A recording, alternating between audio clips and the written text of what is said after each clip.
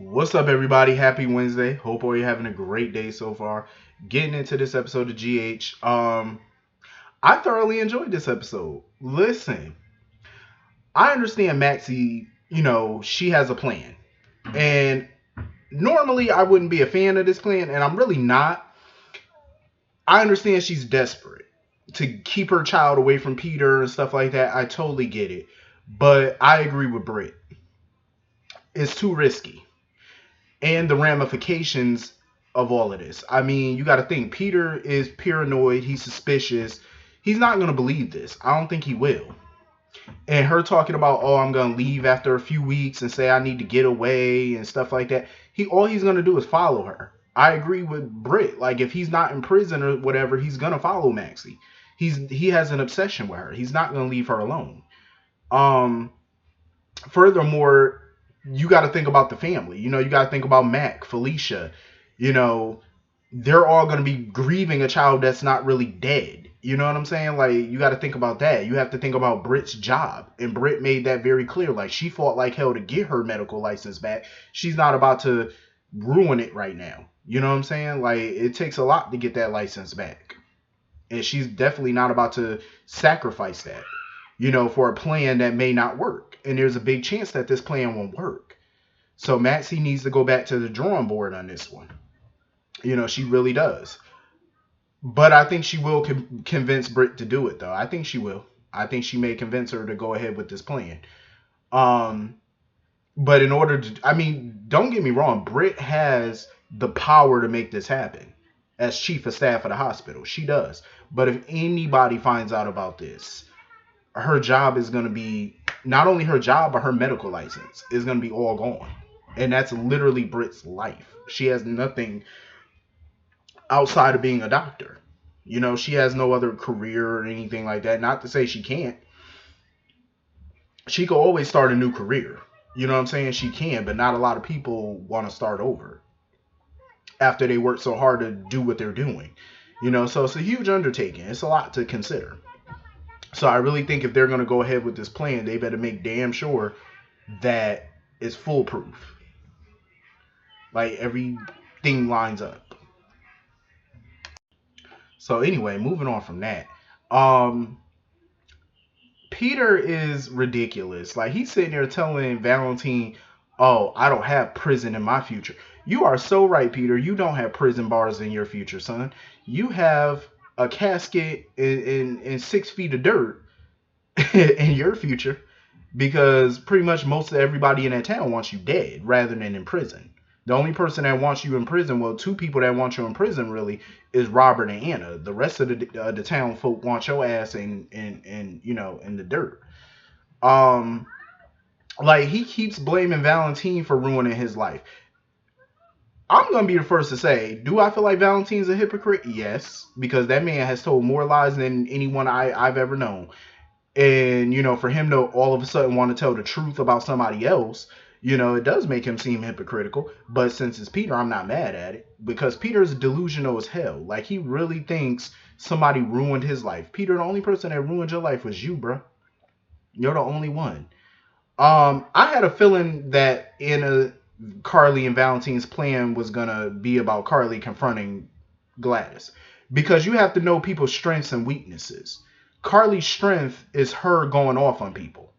That's her strength. Like, her strength is confrontation. That's what she's really good at. And Anna knows that, so they were like, "Okay, we're going to devise this plan. Carly, you're going to confront her. You're going to get all up in Gladys' face. Valentine's going to come in like the knight in shining armor and, defend her and get in her good graces, charm her." And it was working. It was definitely working, because Carly put on one hell of a show. She called that lady every name but a child of God. Carly was going in on that ass. And Valentine did his part. He came in, he defended Gladys and stuff like that. And it worked. But you could see the look on Peter's face when Peter was watching all this. He's suspicious. Peter was definitely suspicious. And you could tell that he was going to follow Valentine and Gladys when they left the restaurant. Carly stopped him. And Carly got up in his face. and basically threatened him with his business because she was like, number one, your lease at the Metro Court, as far as like his offices with the Invader, his lease is up soon. And also, she knows a lot of business contacts who buy buy ads in his magazine and stuff, or his website or whatever. And she was like, I can make sure that they stop doing that shit. Because Corinthos Coffee is another one who buys ads and stuff in the Invader. So she could stop all of that. She could make sure. And Peter had the nerve to try and threaten Carly. Talking about, oh, well, with Sonny out the way and Jason out the way, you're vulnerable right now. Carly was like, baby, if you want a war, we can go to war. Like, Carly was not backing down. And I said, I know that shit right, Carly. I know that's right. Carly was not letting Peter punk ass intimidate her. Carly said, nope. I don't care if I ain't got Jason. I don't care if I ain't got Sonny. I got me. See, Peter underestimates Carly because Peter doesn't really know Carly's history. Carly is about that life. Like, this is the same woman that went to the 5 family meetings with a baseball bat and didn't give no fucks. She did not give 0 fucks. So you think she's scared of Peter? Please. Peter is barking up the wrong tree with that. You could threaten whoever else that you want to threaten, but them little threats ain't gonna work on Carly. It is not gonna work on Carly. Carly done went up against bigger and badder people than Peter. Way bigger and badder. And she's still here to tell the story. Look at a lot of people that she went up against. Are they still here? Are many of them still here to tell the story? Not a lot of them are. They're not. But she's still standing. So that should tell you something. Back your ass up. You can make all them little threats you want, Peter. She's not backing down from you. And normally Carly gets on my nerves, but she was shining in this episode today. I was like, thank you, Carly. Use your talents for good this time. Damn. So anyway, moving on from that. Valentine was getting Gladys nice and drunk, and she was just spilling her little guts. Talking about how, oh, she can't stand Carly, and how Cyrus and, you know, he's taking care of her and Brando, and, you know, he's gonna go far. Her and Brando are gonna go far with him. Like, she was just spilling all the tea. Like, she just was getting a little white girl wasted, spilling all her juices. She was just spilling her guts, and Valentine was loving every second of it. I say, you dummy. Like, you just telling this random man all this shit because y'all got a common enemy. Like, and you just spilling your little guts out to him. And Valentine was just enjoying the moment. Because soon enough, she was going to tell him what she needed to tell him, or what he needed to know. But anyway, I definitely agree with Robert. Like, Robert wants to know Peter just as bad as anybody. The problem is they don't have a whole lot of evidence. All they have is accusations, and, you know, that's all they really have. Is accusations. They don't have anything else, you know, to back it up. And that's why Anna wants him to hold off on Jason's arraignment, stall the arraignment so they can get more evidence. But, you know, it's not a whole lot Robert can do with that. He can't really just stall the arraignment. You know, he can try, but I don't know if he's going to be all that successful at doing that.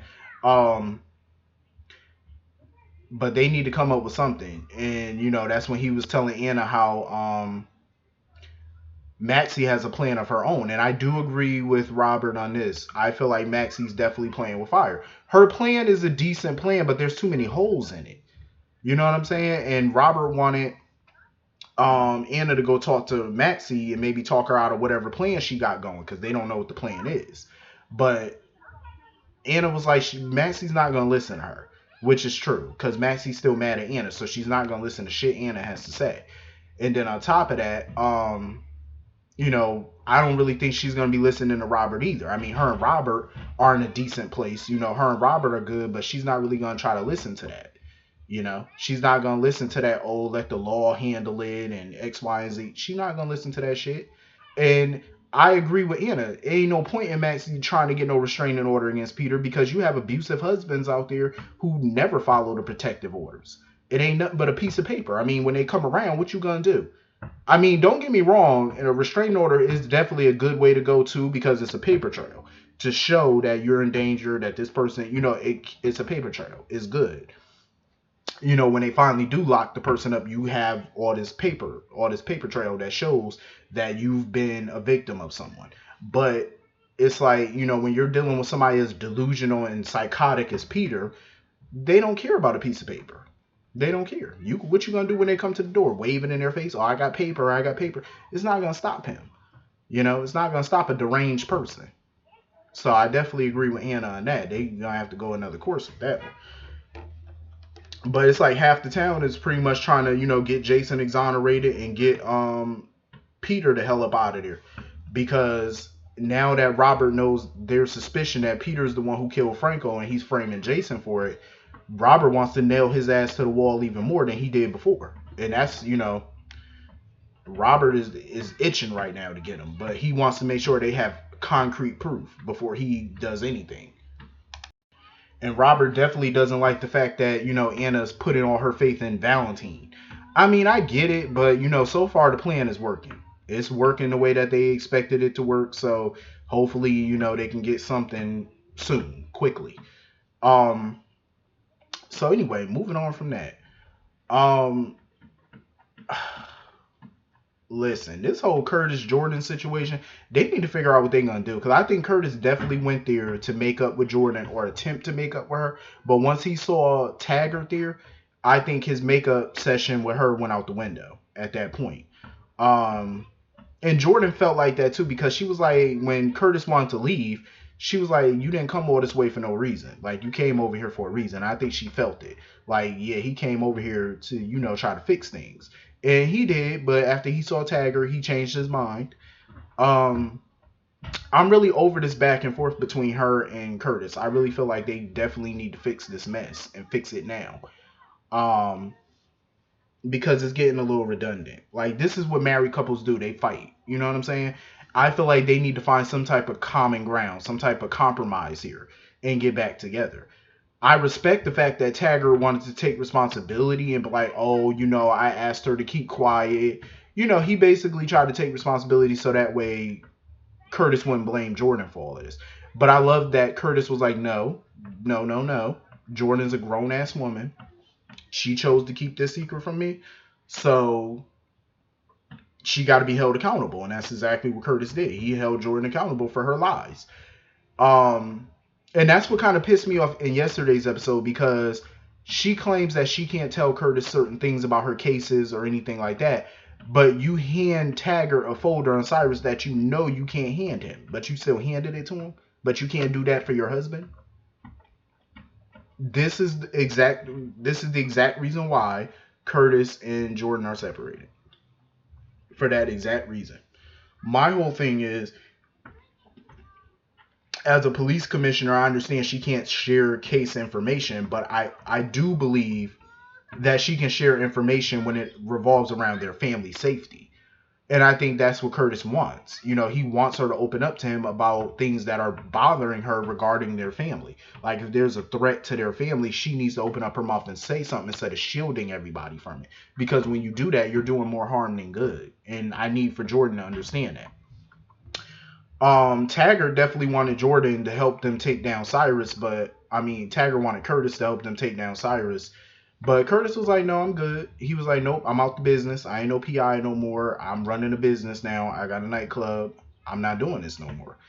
I'm still holding, I still believe something's going on with Trina as far as like the paternity of her. I really do feel that. Because I'm not going to be satisfied until we have a clear-cut DNA test that proves which one of them are the dad. Because I need to know. I ain't believing Jack until I see some papers. So anyway, moving on from that. I respect the fact that Alexis wants to take responsibility for this, but I was nervous. I really was. But when the judge came in, I felt like she did have a sympathetic judge. Because after Dante, thank God Dante got on a witness stand, and he basically begged the judge for leniency for Alexis because he forgave her for what she did. And, he was like, even though her alcoholism, is a disease and stuff, he wasn't excusing her behavior, because what she did was wrong. Her attempt to stab Franco was wrong. It was like, it was just, you can't excuse that. But he was just trying to make the judge understand that she was not in her right frame of mind. Her mind, she was impaired. Her judgment was impaired, and he was just hoping that the judge would, have some leniency. And when Alexis made her speech and took responsibility, I can see that the judge was moved by it. The judge was very sympathetic to Alexis' situation. And when she came back with the verdict, she made it clear to Alexis that, she is sympathetic to Alexis' situation. because she knows how it is with alcoholics and stuff like that. I'm pretty sure she's seen a lot of that in her courtroom and stuff over the years. And, so she at least took away the attempted murder charge, but she's still going to do the assault charge. So Alexis is only going to be charged with assault. She ended up with 3 years in prison. She got 3 years in Pentonville, and she gets 1 week to get her affairs in order before she has to turn herself in for prison. I was like, damn, 3 years. Free Alexis. As much as it hurt Alexis to hear that sentence, she took that shit on the chin. Alexis kept her head held high. And I respect it. I mean, Alexis definitely got a light sentence. I'm not going to front, especially for an assault charge, because the max is 20 years. So she only got 3, and she may only have to do 2.5 because she'll be eligible for parole. But I totally understand why Sam and Molly were still freaked out about it, because it's like, damn, what are they supposed to do without Alexis for 2.5 years? Nobody wants to see their parent go to prison for no amount of time. But I definitely respect the fact that Alexis took responsibility. I don't even think Alexis is probably gonna do 6 months in here, because we all know Alexis is probably really only gonna do probably like a month, maybe 2. You know what I'm saying? They're gonna find some way to get her up out of there. Maybe Diane gonna try to pull some strings and fix it and get her out. Do something. You know what I mean? But it was a sad scene. But I'm still happy that Alexis, took it on the chin. She took her lumps. And hopefully this was the wake-up call Alexis needed to stop drinking. Hopefully, she can now get back on track, and maybe get her law license and stuff back. But overall, I enjoyed this episode. This was definitely a good episode. Hit the comment section. Let me know what y'all thought about this episode. And I will see y'all all later. Hope you all have a great day. Peace.